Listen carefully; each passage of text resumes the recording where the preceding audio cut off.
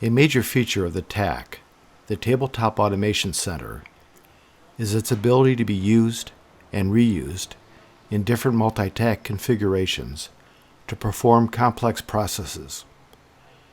To briefly describe some of the ways TACs can be linked up is the purpose of this video.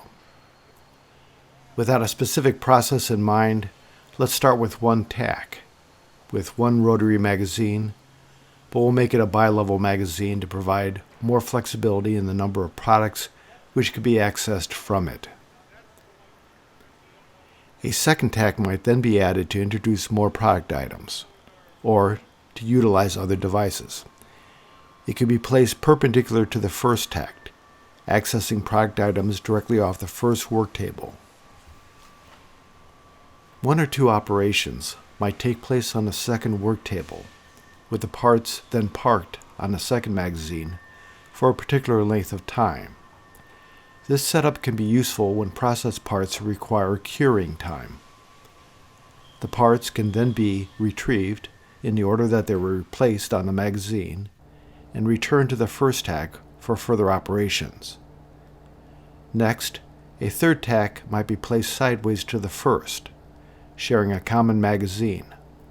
Note, this third TAC could just as easily face the opposite direction. As for the magazine, it could provide even more curing time for processed parts, delivering them in sequence to the third TAC's work table. Keep in mind, any of these TACs can employ application devices and sensors placed along their sides or above their work tables. And while the first TAC might serve as the primary TAC controlling the other units, information gathered about product items might be shared between any of the TACs. Eventually, product items can be moved to a fourth magazine. This magazine could be shared with a fourth TAC, which is set at an angle to the third. This fourth TAC might perform operations using items introduced from a fifth TAC, which in turn could utilize parts coming from a fifth magazine.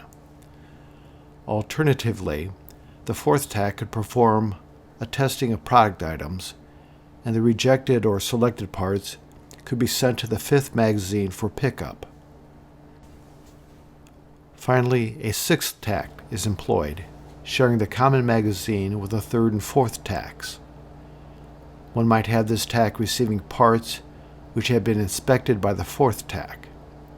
This sixth TAC might perform some final operation before placing the parts on the final magazine.